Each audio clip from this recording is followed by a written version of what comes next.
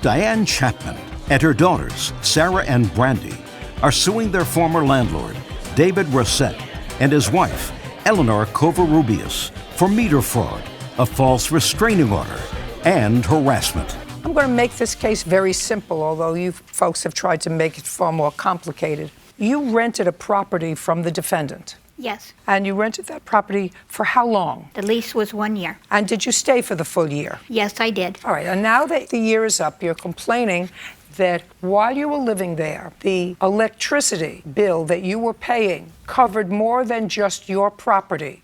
It covered property that was used in part by the defendant as a workshop and another rental property. There was a trailer there. A trailer. So there's only 1 meter, and you were getting the bill for that meter. Yes, I was.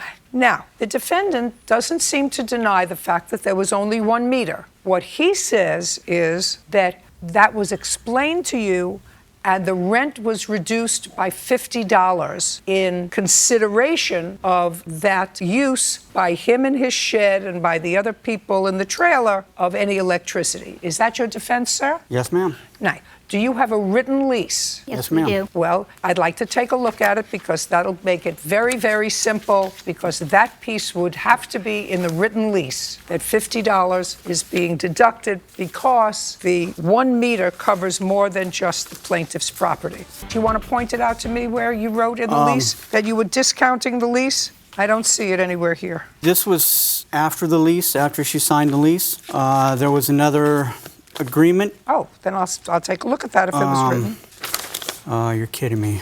There was never another agreement after.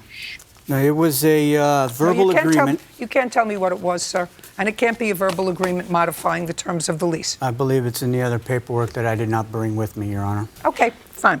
Now, if what you say is that you were giving them a credit of $50 a month on the electricity and they were there for 1 year, that means you owe them $600 for electricity. Now, I'm not entertaining anything else about your alleged harassment by him of dumping cat's food over or your dog's food over. It's nonsense. If you don't like a place, you move out. You're entitled to $600, and $600 is for the electricity. Unless you can prove to me, and I don't see how you can, that the amount owed for electricity is more than $600. Do you have any proof that the electricity is... I have a bill, the bill, but the case is mainly because he filed a restraining order against my daughter and would not let her come on the property from the very beginning day, and they forged the lease and took my daughter's name off the lease after we signed it. You can see where the lease has been whited out with their names. Listen to me. Then don't stay. You don't wait until after you move out and have all kinds of complaints about harassment or anything else. Now, what I want to know from you is, your main complaint in your answer was not about the plaintiff, but about her daughter and her daughter's conduct and the boyfriend's conduct around the house. That was your main complaint. Yes, ma'am. I'm not entertaining your counterclaim with regard to harassment either. They're gone from the property. But what I do want to know is, what property do you allege that they took from the house that didn't belong to them?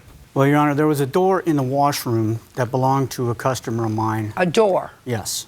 What kind a of... pre-hung door, for an interior door. And it belonged to somebody else? Yes, ma'am. I'm a handyman by trade, and I keep materials on the property for jobs that I'm getting ready to do. Oh, so there was a door that Yes, was ma'am. not hanging up. It was just there. Correct. And how do you know that they took that door? After they have left and gone, I was checking my cameras. When they were- That would be October 4th, 2014. I was checking my cameras, and on the camera was a photo of the daughter's boyfriend carrying a door. And you saw this in October of 2014? Yes, ma'am. I'm not interested in it. We're now in 2016.